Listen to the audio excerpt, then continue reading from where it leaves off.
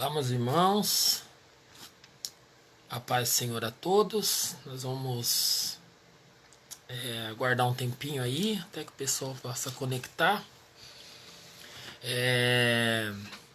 Como nós tivemos falando hoje aí, nós não fizemos aquela live das 3 horas, então estamos fazendo agora, acerca de um assunto que no serviço do dia aqui a gente estava comentando com a minha esposa aqui, a gente acabou.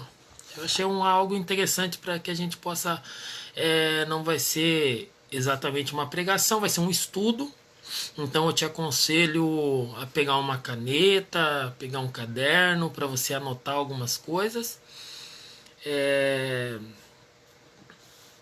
Talvez alguém possa perguntar por que falar do inferno, mas a Bíblia fala tantas vezes do inferno que a gente precisa esclarecer alguns pontos acerca disso, e eu creio que vai ser bem interessante a gente poder estudar sobre isso, né?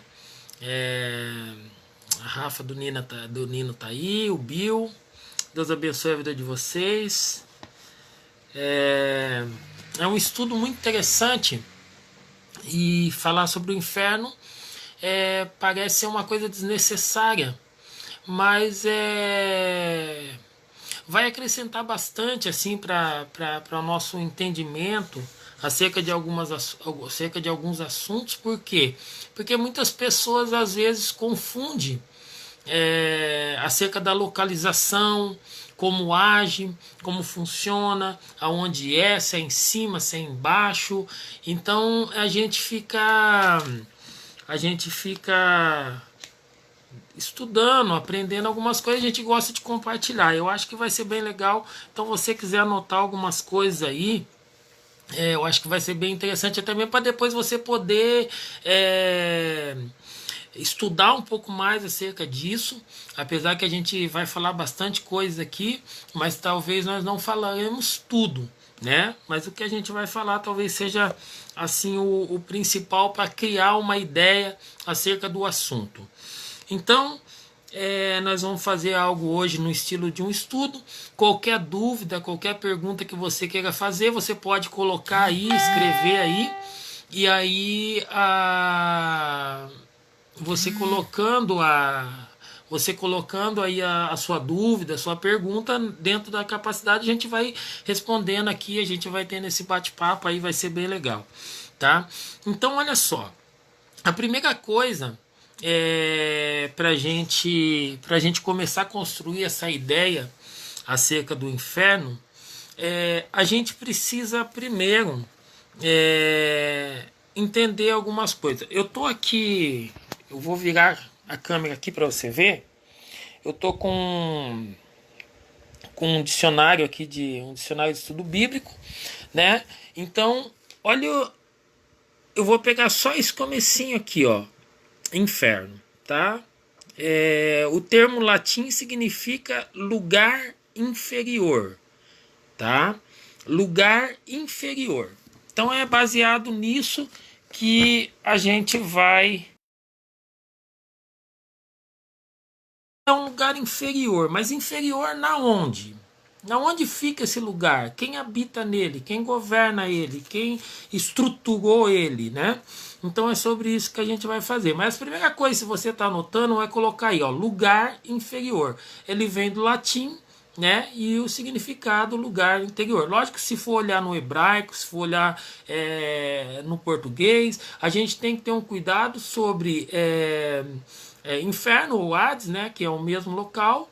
Depois a gente tem o Sheol, que também eles colocam muitas das vezes sendo a mesma coisa. E depois o Geena, que aí já é o lago de fogo, aí já não dá mais para comparar, não dá para igualar com o Sheol e o Hades, tá? O Hades e o Sheol ele pode ser colocado como o inferno, mas o Geena não, porque aí já está condicionado ao lago de fogo. Então vamos lá. Para construir essa ideia a partir desse princípio que significa que o inferno significa lugar inferior, eu vou ler um texto que encontra no profeta Isaías. E aí a gente tem que ter um cuidado. Eu falei hoje, quando eu fiz uma live com uma chamada desse estudo dessa noite, acerca de a gente tomar um cuidado muito grande. Então, você que ocupa o púlpito da igreja, você que tem oportunidade para dar uma palavra, seja num grupo, seja... há uma grande preocupação nossa, em sentido assim, ó, de a gente não descontextualizar o versículo. Se você pegar um versículo, um princípio da teologia é que um texto fora do contexto, ele é um princípio para heresia. Então a gente tem que tomar muito cuidado com isso. Então eu vou usar um texto aqui, no livro de Isaías, Isaías 14, a partir do verso de número 11, e ele é interessante porque ele diz assim, ó, Isaías 14, 11. A tua sabedoria foi lançada também no Sheol, na sepultura, junto com o som da glória das tuas harpas. Eis que agora tua cama é feita de larvas e tua coberta de vermes. E depois ele diz no 12 assim, ó: como foi que caíste do céu, ó estrela da manhã? Filho da alva, da alvorada, como foste atirado à terra, tu que derrubaste todas as nações. E aí ele vai continuar falando várias coisas ali. Esse texto é uma profecia que o profeta Isaías ele está fazendo acerca do rei da Babilônia. Tá? Então ele está usando uma forma figurativa, um eufemismo aqui, ele está usando uma linguagem, uma figura de linguagem, fazendo uma comparação. E talvez algumas pessoas podem falar assim, mas pastor, ele está falando do rei da Babilônia e não do diabo. Mas muitos biblistas, muitos estudiosos colocam essa questão como a questão da queda de Lúcifer também. Então, está se referindo ao rei da Babilônia? Tá. Mas é como se estivesse fazendo um sentido figurativo também da queda do diabo. Por quê? Da queda de Lúcifer. Porque o que fez que Lúcifer caísse? Exatamente a soberba dele. Né?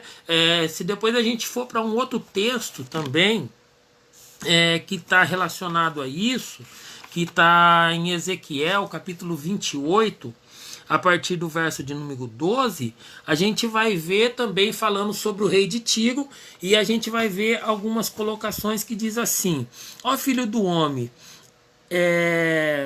ergue, pois, um grande lamento sobre o rei de Tiro, e diz: assim declara o Senhor Deus, tu eras o modelo da perfeição, repleto de saber e magnífico em beleza. Estivesse no Éden, delícia, jardim de Deus, e as mais lindas e perfeitas pedras preciosas adornavam a tua pessoa. Aí ele começa a citar, né, o sárdio, topázio, diamante, berilo, ônix, jaspe, safira, carbúnculo, esmeralda e outras e tal. Quando chega aqui no final do 13, olha o que ele diz aqui, ó. Tudo foi preparado para ti no exato dia em que foste criado. E por que a gente pode também fazer essa comparação? Mesmo a profecia de Ezequiel está falando agora do rei de Tiro, porque muitos acreditam que também está fazendo uma analogia também ao diabo, a Lúcifer, pelo fato de alguns detalhes. Tipo assim, quando ele usa o termo aqui criado, né? Ele está usando a mesma questão que ele fez, a mesma palavra que ele está usando lá para quando ele criou Adão. Então, faz sentido fazer uma conexão entre um e o outro.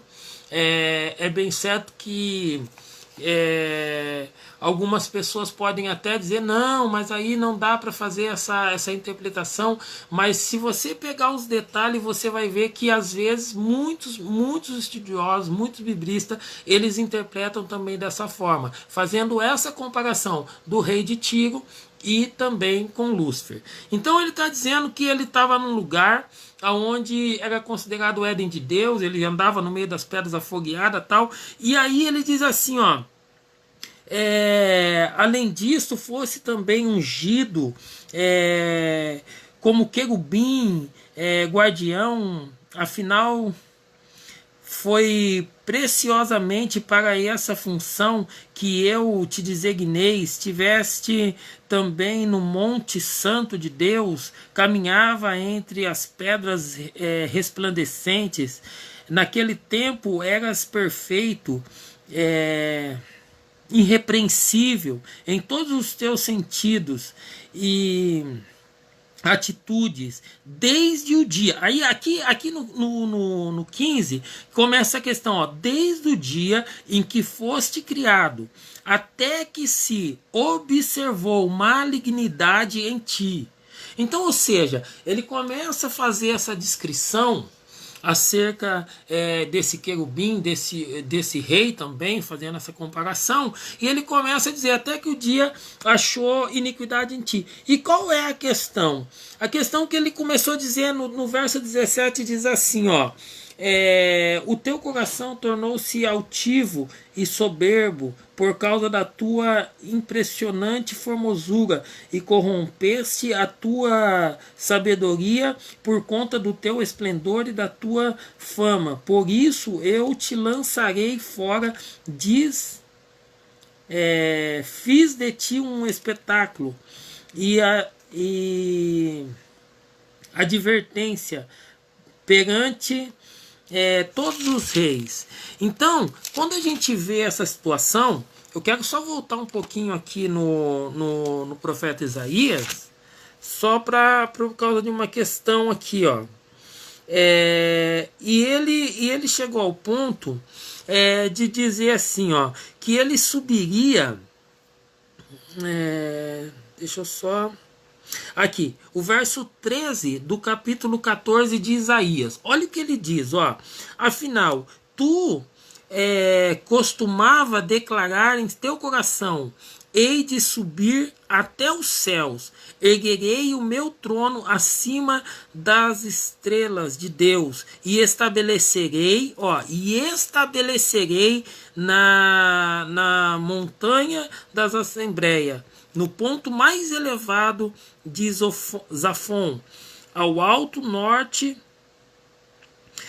o Monte Santo. É tão interessante a gente observar para essa declaração, porque algumas traduções dizem assim, ó, eu subirei acima das nuvens e estabelecerei o meu trono. E quando a gente olha para o que Paulo disse assim, ó, tem um homem, ele falando dele próprio, ele começa a dizer assim, ó, tem um homem, se no corpo não sei, se fora do corpo também não sei, ele foi levado até o terceiro céu. Né? Então, céu de nuvens, os céus astronômicos e o céu onde fica a glória de Deus.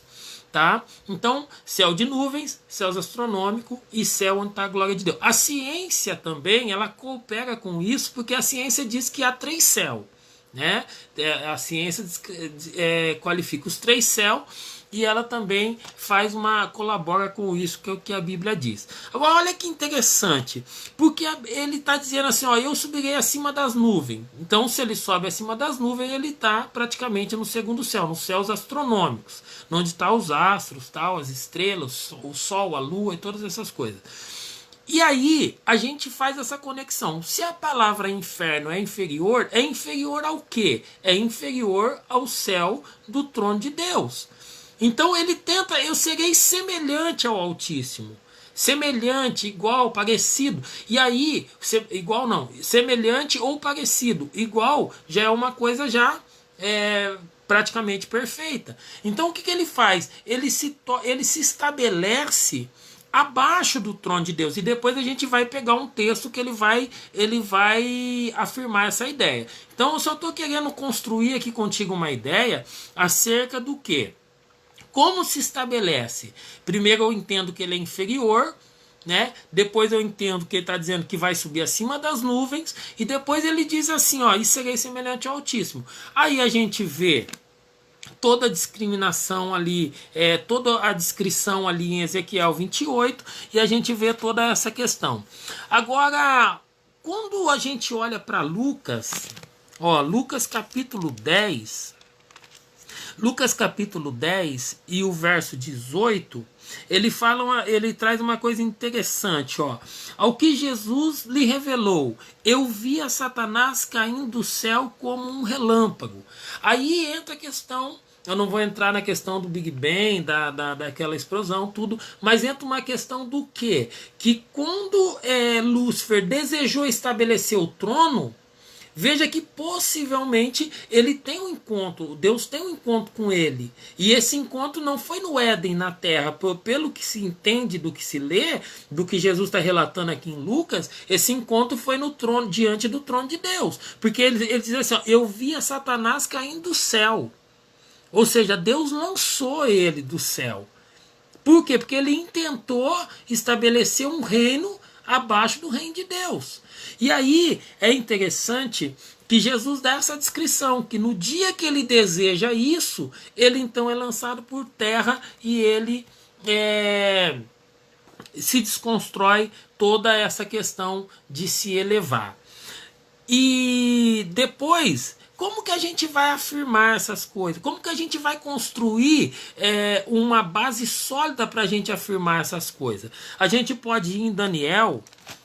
Se a gente for em Daniel, capítulo de número 10, o verso 12 e 13, diz bem assim, ó, Daniel 12 e 13, diz assim, ó, o anjo prosseguiu me exortando, não temas, caro homem, caro Daniel, porque as tuas palavras foram ouvidas sim, desde o primeiro dia em que aplicaste humildemente o teu coração a fim de buscar entendimento diante do teu Deus. As suas orações foram ouvidas e eu vim em resposta ao teu clamor. Então veja, Daniel está orando, e aí, quando Daniel começa a orar, Deus já enviou de imediato a resposta para ele. Deus já enviou de imediato, mas o que aconteceu? O que aconteceu está no verso de número 13, que aí diz assim, ó, mas o príncipe do reino da Pérsia me resistiu durante 21 dias. Então Miguel, um dos príncipes supremos, veio e me ajudou a vencer o inimigo, porquanto não pude mais continuar ali nos reinos da Pérsia. Aí a gente tem que entender essa questão de quando a Bíblia fala de uma forma figurativa, porque você vê que agora ele está falando do reino da Pérsia. Agora você pensa assim, um rei humano, ele pode segurar um anjo a ponto de impedir o anjo de fazer alguma coisa? Não pode. Então o que acontece? Do que ele está falando? Ele está falando que agora o diabo já tem o seu reino estabelecido no céu. E aí, Daniel, capítulo de número 10, o verso 12 e o verso 13. Daniel, verso 12 e o verso 13. Então agora, o anjo Gabriel está dizendo assim para Daniel, ô Daniel, Deus te ouviu desde o primeiro dia. Só que quando eu estava vindo com a resposta, o diabo, os demônios que estavam ali na região celestial, que domina sobre a Pérsia, eles me deteram lá. Porque eu não quero entrar aqui em demonologia, mas tem espíritos malignos que são designados para atuar em cidades, em ruas, em bairro, em todas essas coisas, né? E ele está dizendo assim, ó, os demônios que estavam incumbidos daquela região, eles me deteram ali por 21 dias, até o ponto que Deus teve que enviar Miguel para me libertar, e eu estou aqui para te dar a resposta. Então veja, tem um reino espiritual abaixo do trono de Deus, porque se Gabriel sai do trono de Deus para trazer a resposta para Daniel, e ele é interceptado no meio do caminho, você vê que tem um reino estabelecido ali. Não é um reino qualquer, é um reino que tem o seu certo poder, a sua certa autoridade. Não é suprema, mas tem, por isso detém Gabriel, e aí Gabriel, então, ele fica detido ali. Tá? Então aí a gente já vê que esse reino que Lúcifer intentou lá atrás, eu subirei acima das nuvens, e tal, o que ele começa já está agindo, ele começa já está funcionando.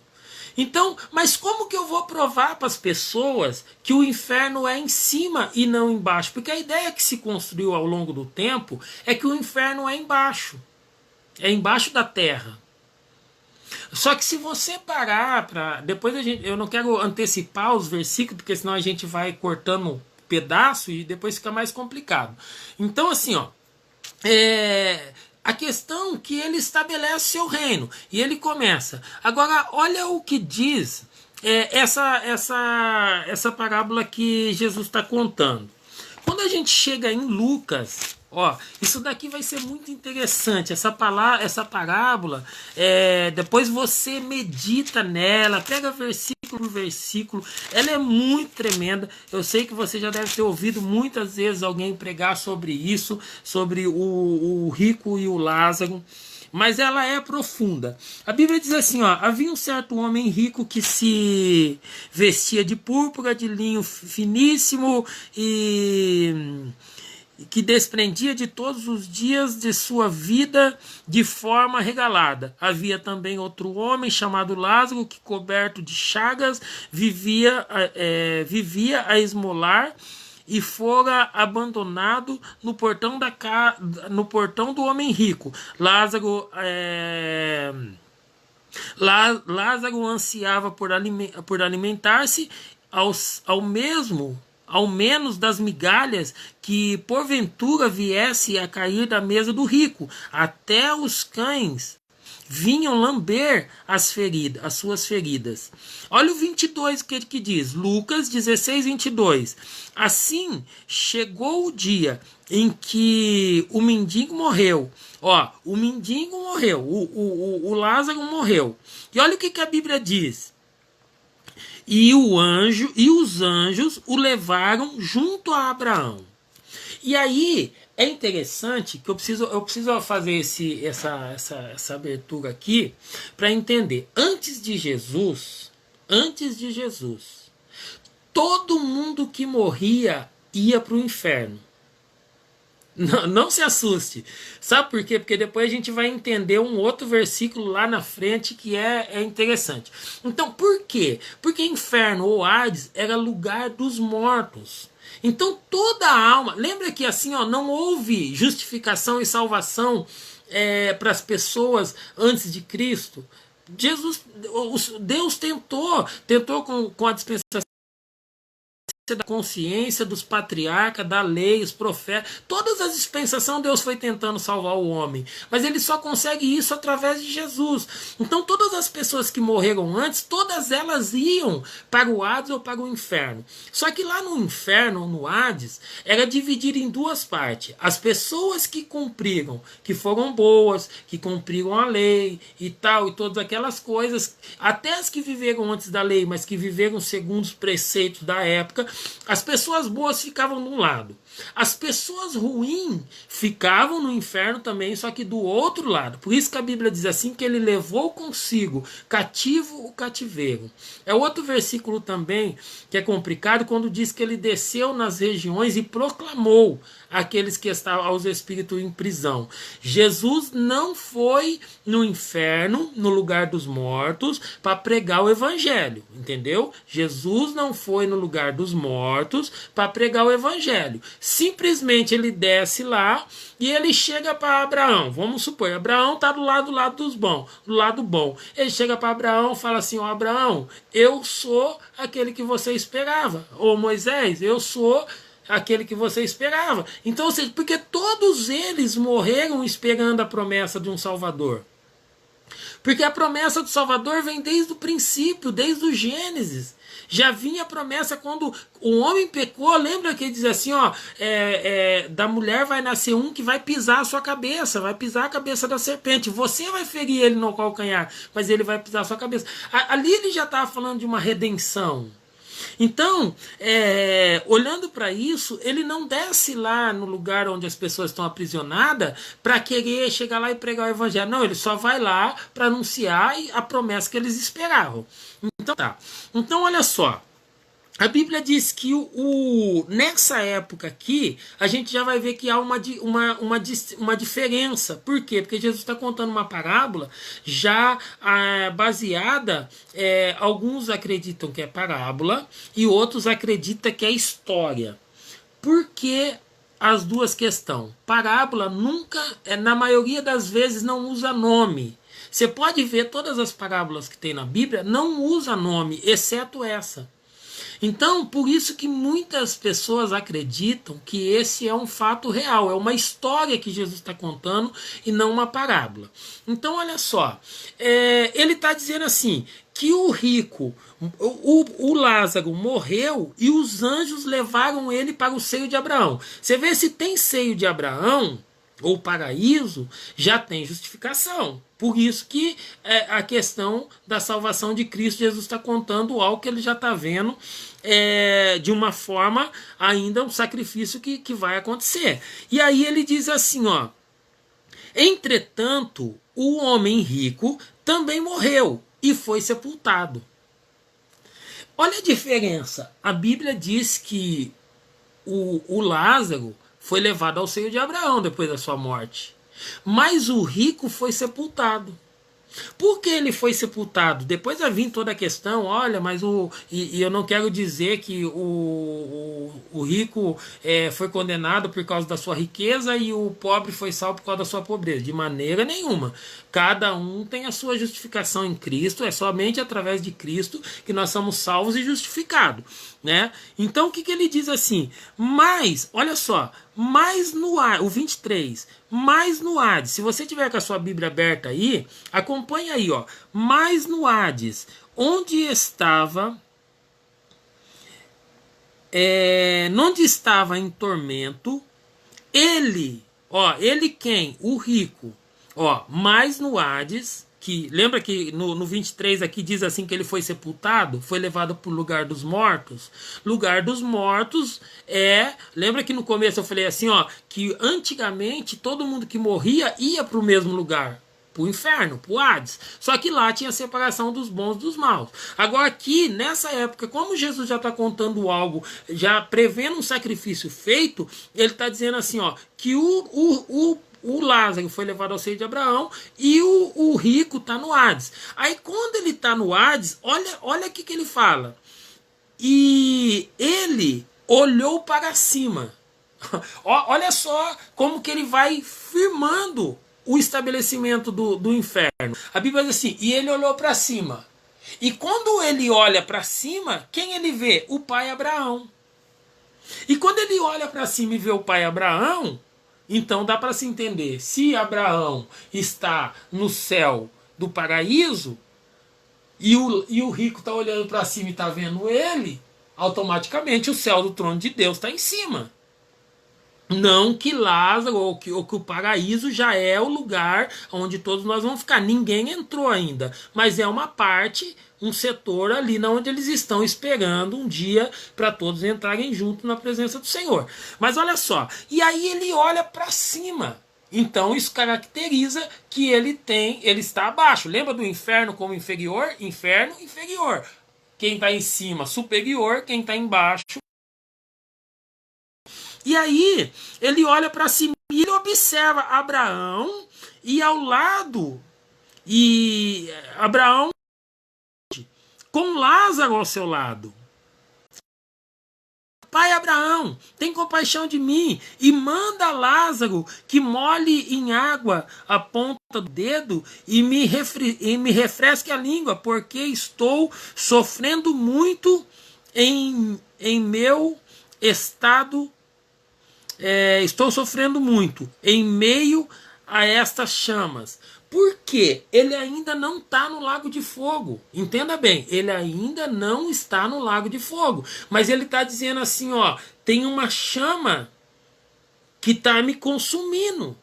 E eu quero pedir que o Senhor tenha compaixão de mim. Pede para Lázaro molhar a mão aí e vir aqui molhar minha boca. Então o que ele está pedindo? Pede para Lázaro descer aqui onde que eu estou e vir me socorrer, me molhar aqui. E ele fala assim, não dá. Tem um grande abismo entre nós. Quem está aqui não pode ir aí, quem está aí não pode vir para cá. Agora, olha só, por que ele está sentindo chama de fogo queimar ele, arder nele? Porque o fogo na Bíblia fala de justiça. E ali ele já foi, ele sabe que ele está condenado. Ele ainda não foi sentenciado à condenação, mas ele já está preso. Sabe aquele caso que a pessoa comete um crime e depois, enquanto ela tem causas ali, muitos pontos que qualifica que ela é realmente o criminoso, ela vai ficar na cadeia. Só que ela ainda não foi condenada, ela tem que esperar até o julgamento, para no julgamento ela ser condenada, mas ali ela já está presa. E presa ela já está sentindo ali que ela vai ser condenada.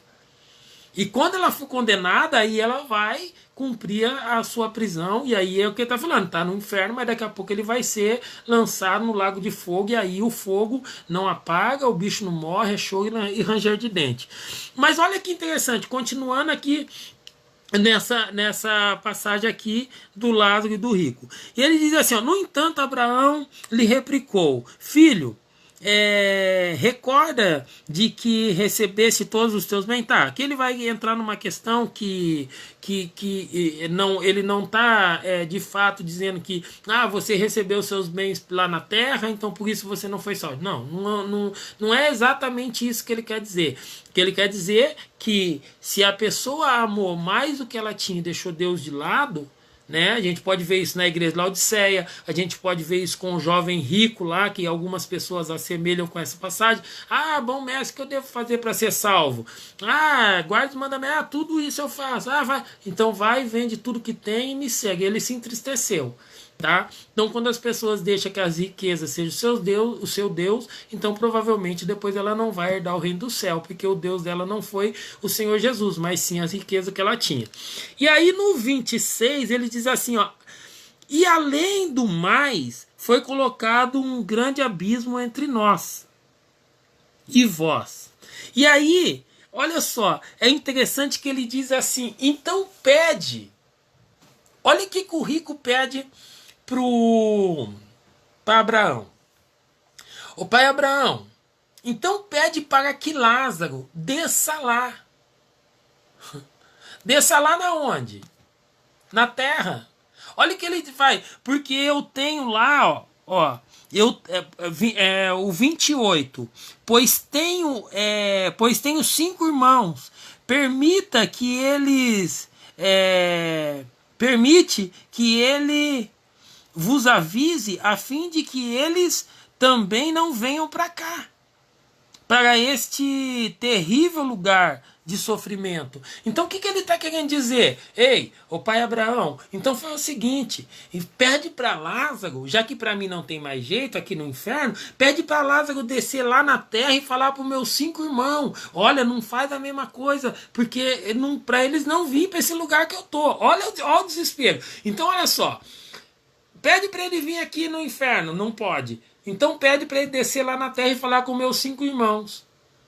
E ele fala assim, não, também não pode. Para isso lá tem Moisés, aí ele vai dizer lá,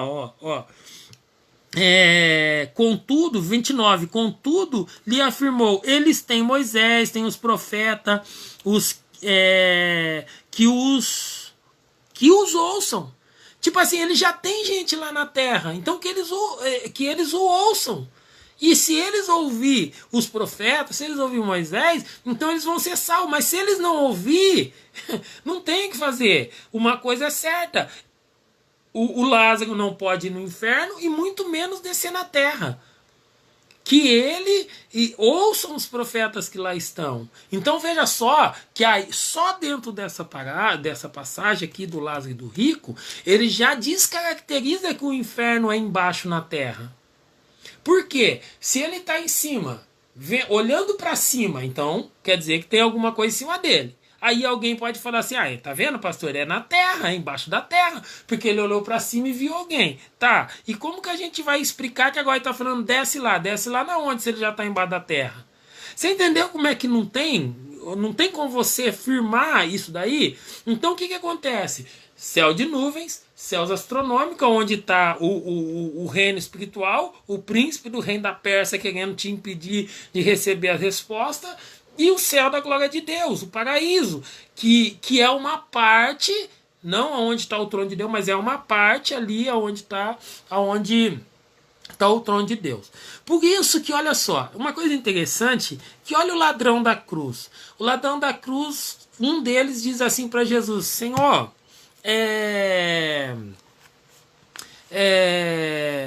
lembra-te de mim quando tu estiver no teu reino. Ou seja, quando você estiver reinando, lembra de mim, certo? Tô reconhecendo o Senhor. O que Jesus responde para ele? Ainda hoje estarás no paraíso. Então, eu sei que isso é outro assunto. Outro dia eu quero fazer um estudo sobre isso, sobre salvação e quem vai ser salvo e quem vai reinar. Isso é um estudo muito profundo, sobre salvação e reino. Todo mundo que vai ser salvo vai reinar? É uma pergunta. Todo mundo que vai ser salvo vai reinar? O que você acha? É um estudo que também um dia nós vamos marcar um dia pra gente fazer aqui. É um estudo tremendo. Mas vamos voltar aqui. Então, olha só. Ele começa a dar característica de onde é esse inferno, quem está nele e como essas pessoas estão sofrendo ali esse pré-julgamento. Aí, olha o que diz... nós estamos aqui na parábola, né? Agora, olha o que diz... Efésios, é muito conhecido, Efésios capítulo 6, a partir do verso 10, né, que fala das armaduras de Deus, eu creio que você conhece, e ele diz assim, ó, concluindo, fortalecei-vos no Senhor na força do seu poder, revesti-vos de toda a armadura de Deus para poderdes ficar firme contra as ciladas do diabo. Porquanto a nossa luta não é contra seres humanos, e sim contra principados e potestades, contra dominadores deste sistema mundial em trevas. Dominadores desse sistema mundial em trevas. Contra as forças espirituais do mal. Na onde? Nas regiões celestiais. Então, mais um versículo que prova que o inferno ele fica nas regiões celestiais. Mais um versículo que prova que o inferno está estabelecido nas regiões celestiais. E olha que coisa. Ele diz assim, ó. Que a nossa luta ela não está aqui na horizontal, no âmbito dos seres humanos, mas sim contra, e olha que é um reino organizado, porque ele diz assim, e sim contra principados, potestades, contra dominadores desse sistema mundial. Aí a gente vê a influência que o reino espiritual tem sobre governos, né, sobre políticos, sobre tudo, não sobre todos, tá? Porque para ele ter governo sobre uma pessoa, essa pessoa tem que fazer parte do sistema dele, tem que ser adepto a ele. Não tem como um cristão ser direcionado pelo diabo. Aí ele tá com a vida toda desconcertada. Mas vou dar um exemplo, um político que ele não tem, que ele não é cristão, que ele não tem uma vida com Deus, que ele não serve a Deus, que ele não crê em Deus, que ele é contra Deus. Então veja bem que o diabo já consegue dar uma diretriz para ele agir dentro do sistema mundial. Então isso é uma coisa que a gente tem que pegar, e a gente tem que pegar e cuidar com isso, tá? Em quem a gente vota e tudo mais. Agora, olha só. E ele diz assim, ó, espírito e forças espirituais do mal.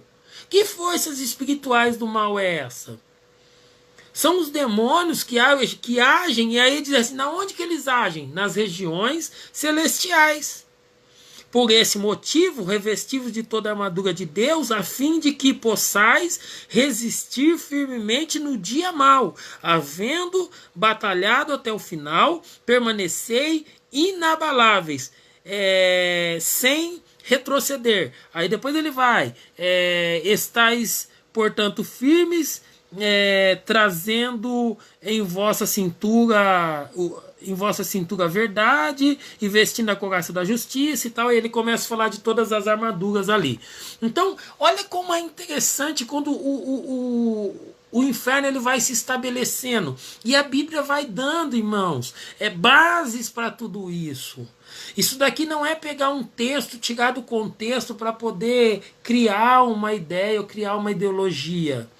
As coisas vão se firmando, as coisas vão se estabelecendo. A própria Bíblia ela já faz essa escada de estabelecimento da verdade.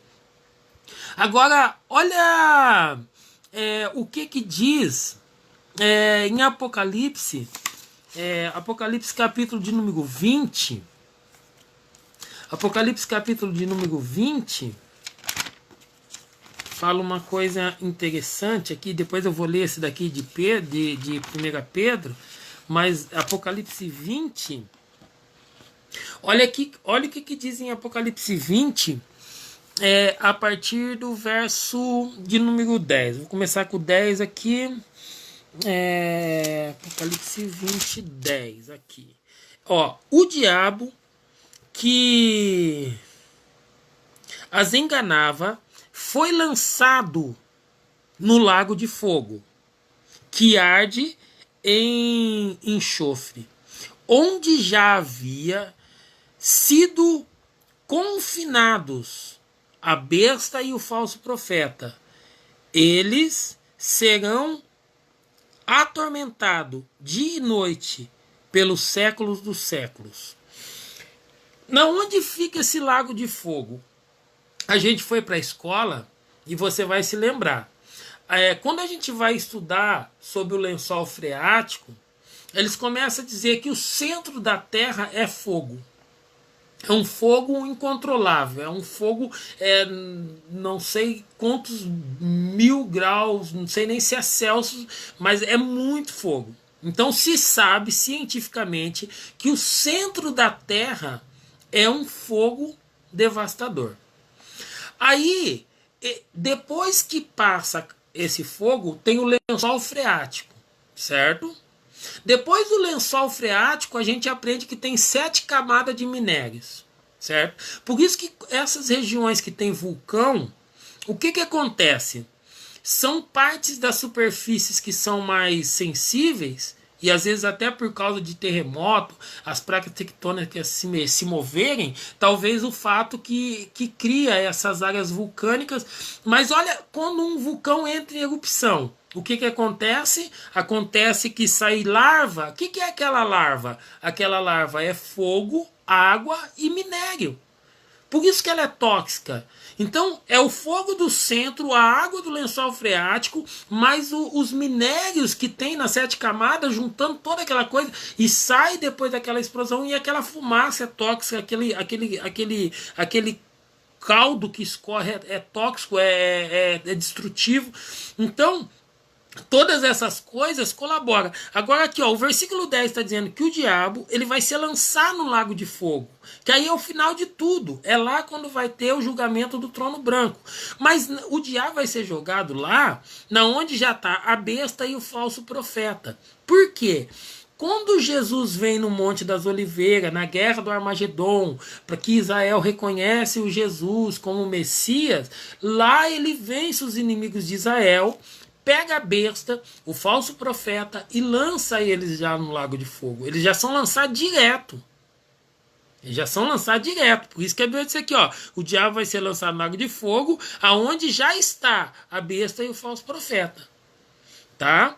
Então, aí depois a gente vai ver no 13. Olha o que diz o 13. O 13 diz assim, ó: o mar entregou seus mortos que jazia nele, e a morte e o Hades entregaram os mortos que neles havia. Um por um foi julgado e colocado com o que tinha feito.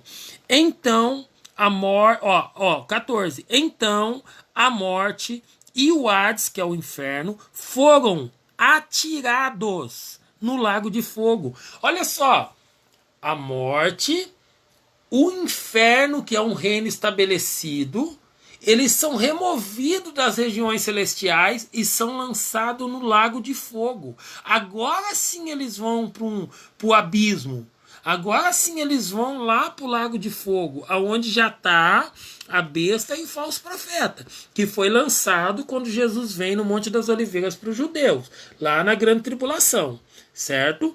Então agora está dizendo assim, ó, que a morte, o inferno, eles vão ser lançados no lago de fogo. Todos aqueles que não tiveram seus nomes escritos no livro da vida, eles vão ser lançados lá.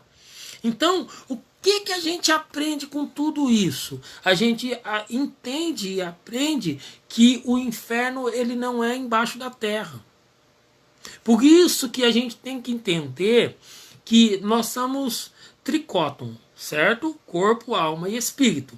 A Bíblia diz que o espírito volta a Deus que o deu, o corpo vai ao pó. A alma é a força motora de sentimentos que tanto direciona o corpo como também o Espírito que Deus lhe deu. Não é o Espírito Santo, tá, irmãos? Não é o Espírito Santo. Então veja bem, lembra aquela história assim? Tem dois cachorros, um branco e um preto. Numa luta, qual que vai ganhar? Aí, não, é o que eu alimentar melhor, é o que vai ganhar a luta. Lembra que Paulo diz assim que havia uma grande guerra dentro dele? Uma guerra entre o espírito e a carne, uma guerra constante. Então, o que acontece? A Bíblia diz que os olhos são a janela da alma. Toda a informação, todo sentimento, ele todo é processado na alma, no intelecto, na onde está o sentimento, na onde que há todas as emoções humanas. Então é a alma que vai direcionar tanto o corpo quanto o espírito. Se a minha alma está sendo alimentada com a palavra, ela alimenta o meu espírito de uma forma com essa palavra que o meu espírito se relaciona melhor com Deus.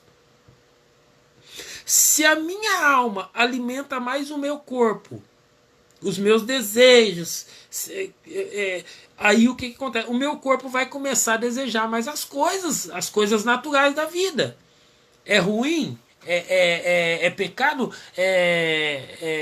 comer bem? Não, não é pecado. Mas às vezes dentro desse sentimento pode ter algumas coisas relacionadas a pecado, que infere os princípios de Deus. Tá? A alma ela vai passar por esse julgamento.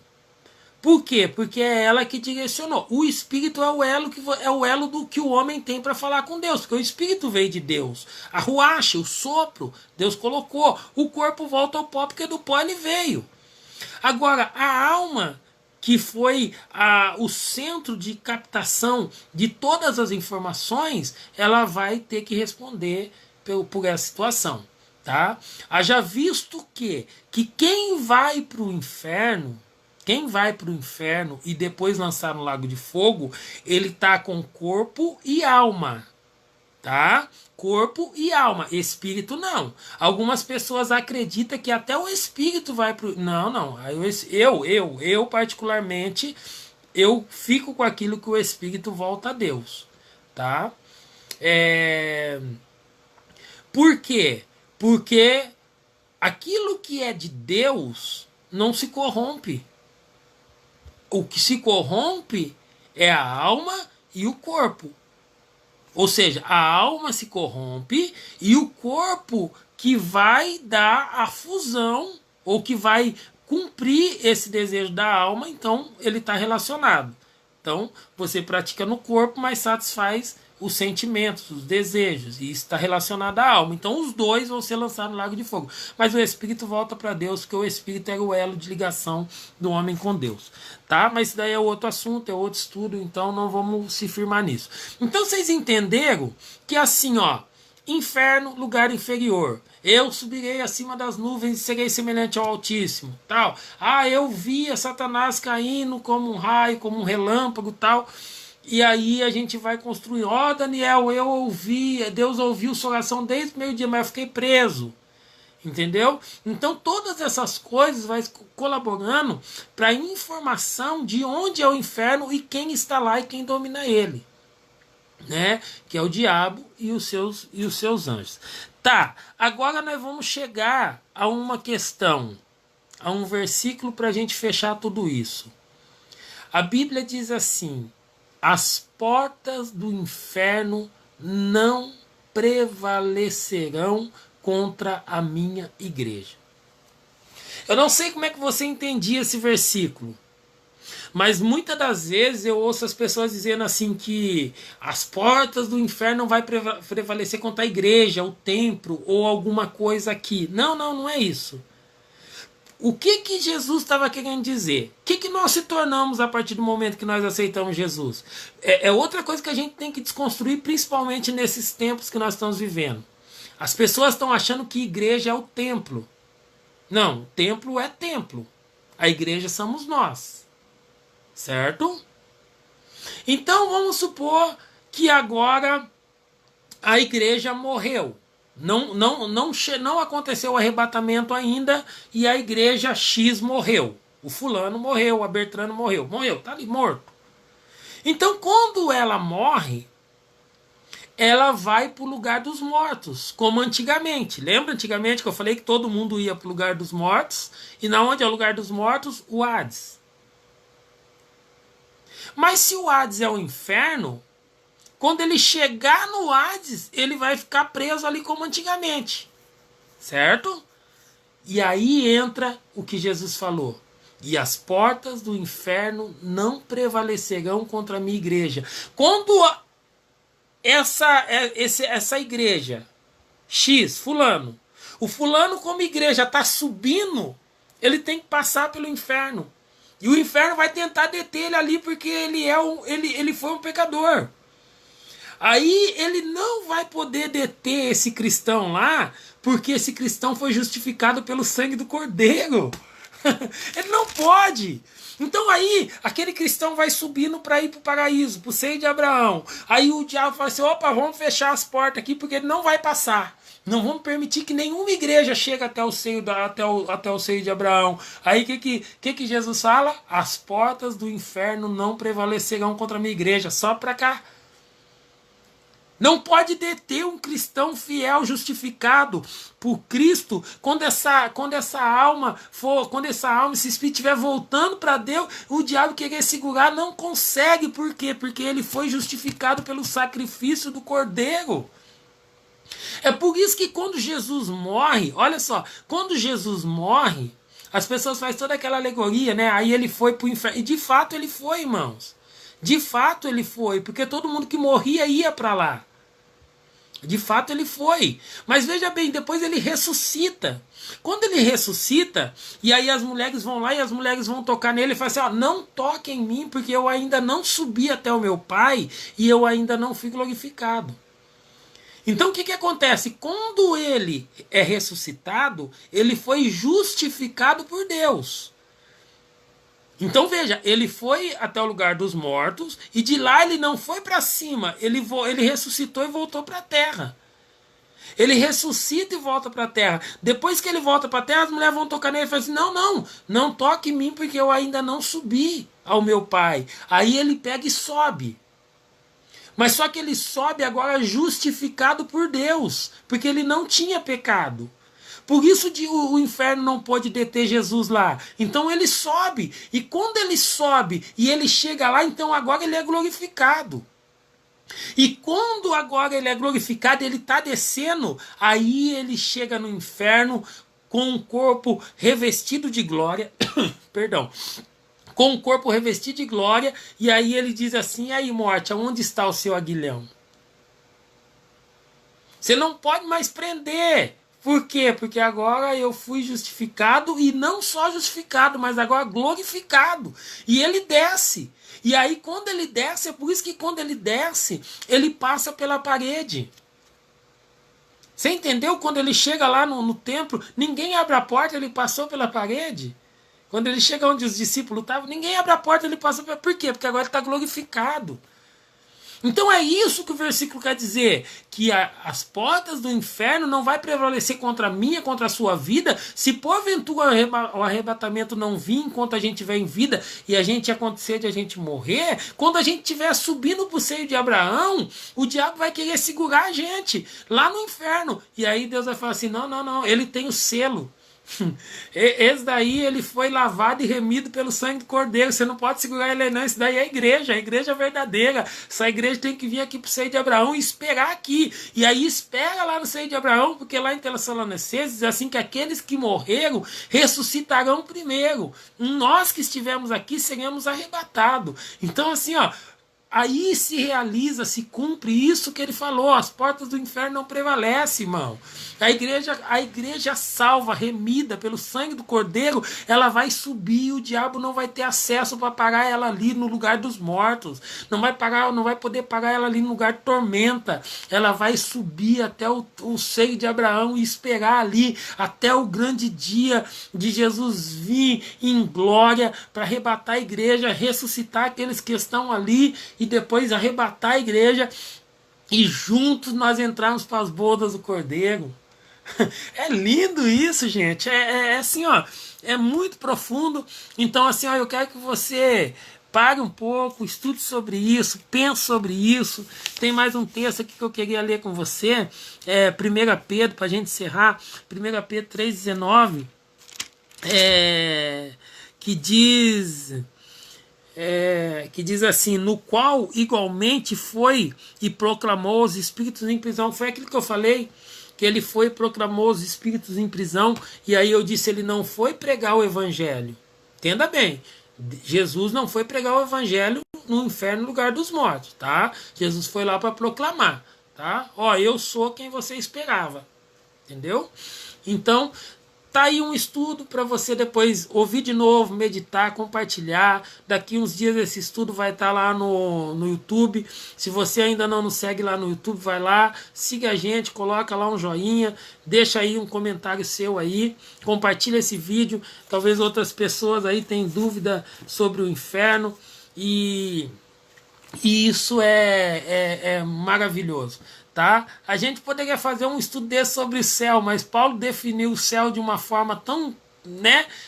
Paulo, olha só, Paulo, que foi um cara tremendo, ele chegou ao ponto de dizer assim, ó, eu fui levado, né, até o terceiro céu e vi coisas inefáveis, né? Ou seja, vi coisas indizíveis, não tem como descrever aquilo que eu vi.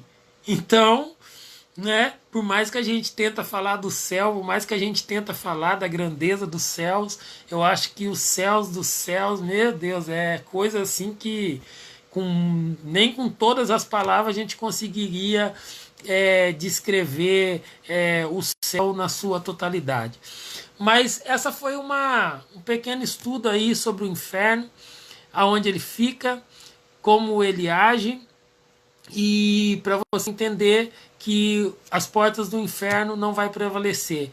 Se porventura o arrebatamento não vir no nosso tempo, a gente tiver que passar pela morte, a gente sabe que ainda que a porta do inferno estiver fechada, Deus vai ter que abrir, o inferno vai ter que abrir as portas, porque elas não vão prevalecer contra a igreja fiel do Senhor.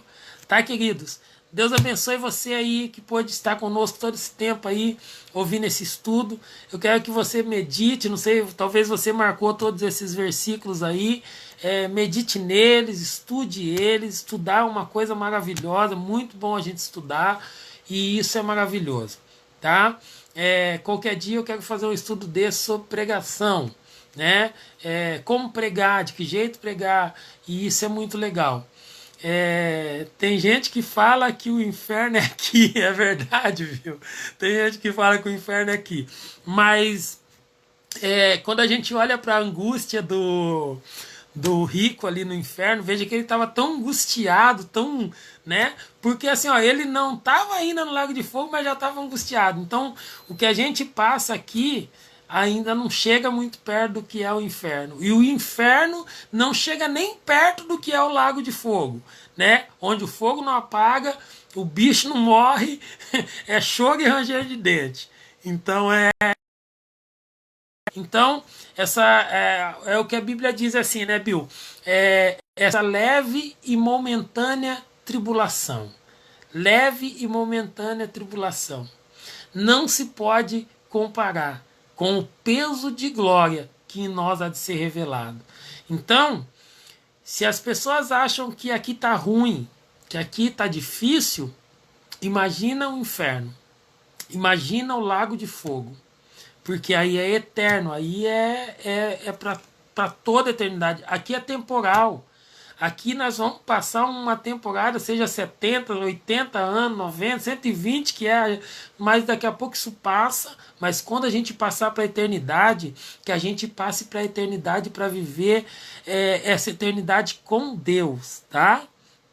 Com Deus. E não é com Deus no céu, tá?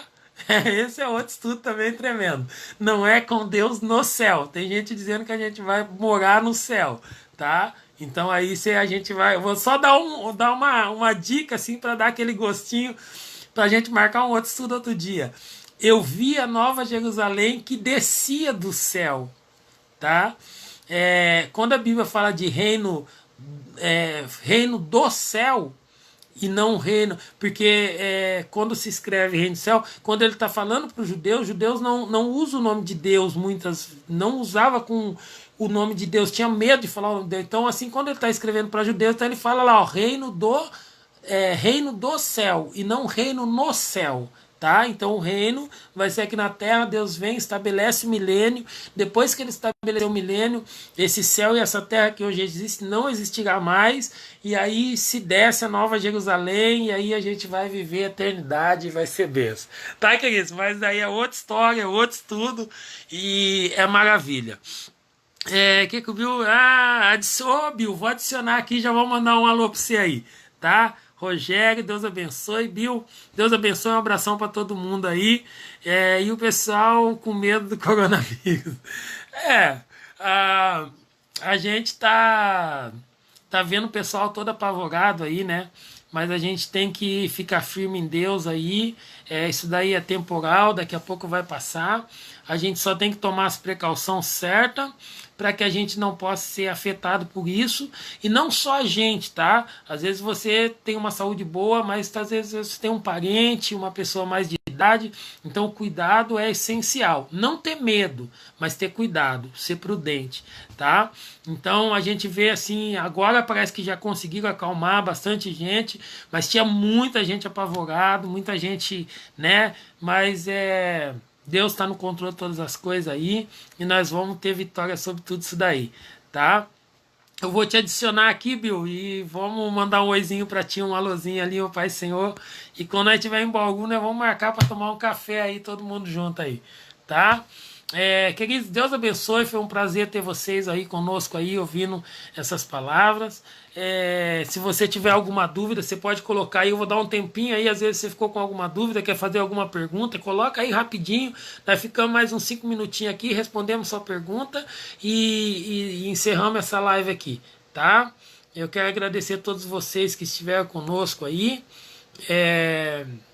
Eu tinha dito que eu ia começar a fazer as lives 3 horas para não bater com o horário de outros pastores que estão fazendo as suas transmissões ao vivo dos cultos e tudo, né? Mas hoje acabou coincidindo os horários, até que antes de começar a live aqui eu estava ouvindo o pastor Ricardo, né? Gosto muito de ouvir o pastor Ricardo, aprendi muito com ele, né? Então vamos procurar não entrar em atrito com os horários dos pastores que vão estar fazendo as suas lives oficial aí do ministério da igreja, tá? Juliana, Pai Senhor, Pastor, Ju, Senhor, nós também estamos com saudade. Deus abençoe. Rogério, conheço o pastor há muito tempo e fico muito feliz em vê-lo juntos ao Senhor. Rogério, Deus abençoe, é maravilha de Deus. Servir ao Senhor esses 20 anos é só bênção de Deus aí. Pastora Vera Lúcia, Deus abençoe. Todos os irmãos que esteve conosco aí, tá? Que Deus abençoe grandemente vocês aí. Um abração, um beijo no coração de vocês. Deixa eu esperar aqui, vai que alguém tem alguma pergunta aí, a gente vai responder. Você pode colocar aí. Eu falei no começo aí sobre o cuidado que a gente tem, né, na hora de contextualizar os textos, principalmente pelo fato de a hermenêutica ela é um irmão que eu gosto muito, o Eliel Uller, uma vez conversando com ele, e ele disse assim que às vezes se a gente chega para pregar numa igreja, as pessoas não têm muito conhecimento, você fala algumas coisas, as pessoas, né? Mas quando você chega para pregar numa igreja onde tem pessoas com conhecimento, pessoas que estudaram, você chega lá e você prega alguma coisa assim, e aí a pessoa vai olhar para você e falar assim, epa, esse negócio aí tá estranho. Então a gente tem que tomar muito cuidado, né? Esse ano eu voltei a estudar de novo, eu quero aprender mais, eu quero servir melhor a igreja do Senhor, e isso é muito bom, tá? E vocês têm incentivado a gente a estar nesse caminho de estudar aí, tá? Então assim, que Deus abençoe vocês, um beijo no coração de vocês, um abração para todo mundo, pessoal de Bauru aí, ó, feliz aí ver vocês aí ligadinho aí, tá? Um abração para todo mundo aí, e quando eu estiver em Bauru aí, vamos combinar de a gente tomar um café junto, de a gente poder fazer algo aí, né, na presença de Deus. Eles já consultaram os mortos antes? Lucas 16:30. É isso, Bill? Lucas 16:30, se eles já consultaram os mortos antes? Você sabia que essa prática de consultar os mortos, na época de Paulo, ela era muito muito praticada, né? As pessoas ganhavam dinheiro com isso, né?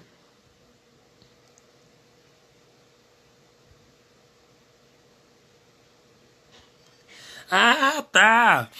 Que ele fala assim, mas ele insistiu, não, pai Abraão, se alguém dentre os mortos for ter com eles, certamente se arrependerão. Mas você viu que depois o Abraão disse ali, se eles não estão crendo nem nos vivos que estão lá, vão crer nos mortos, né? Então assim, apesar de ser uma prática comum naquela época, de as pessoas consultar os espíritos mortos, as pessoas que morreram, e até nos nossos dias a gente vê as cartomantes, as videntes e tal, tá? Mas isso não caracteriza que é realmente o espírito da pessoa que consultava os mortos, tá? Que falava ali. Você vê quando Saul vai invocar o espírito de Samuel lá, que a vidente de Edom vê um espírito subindo do abismo. Olha só, a vidente de Edom, ela viu um espírito subindo do abismo. E aí quando ela vê aquele espírito subindo do abismo, o espírito sobe de Samuel. E aí ela fala assim, tu é Saul, né? Ela vira para Saul e fala que era Saul, porque ela tá vendo que um espírito semelhante a Samuel tá sumindo. Mas aí a gente tem que lembrar que a Bíblia diz que o diabo pode até se transformar em anjo de luz, tá? Então o diabo pode tomar forma para enganar alguém, criar uma visagem, uma forma de alguém para poder enganar, mas não que era Samuel, tá? A Bíblia diz assim, que ao homem está ordenado morrer uma vez, depois disso vem o juízo, tá? Então a pessoa morreu, pronto, ela vai ou para o seio de Abraão, ou ela vai para o inferno, dependendo do que ela fez aqui. Tá? Então eles já consultavam os mortos, daí era uma prática, meu Deus. Então, mas a gente tem a presença de Deus e Espírito Santo para que venha conduzir a gente sempre na verdade, tá? Então é isso aí, gente. Deus abençoe. Mais uma vez um abração aí a todos vocês. Até o próximo vídeo. Vamos ver se amanhã a gente faz um vídeo aí. Não sei se vai ser um estudo, se vai ser uma palavra. Mas amanhã a gente vai se reunir aí mais uma vez aí.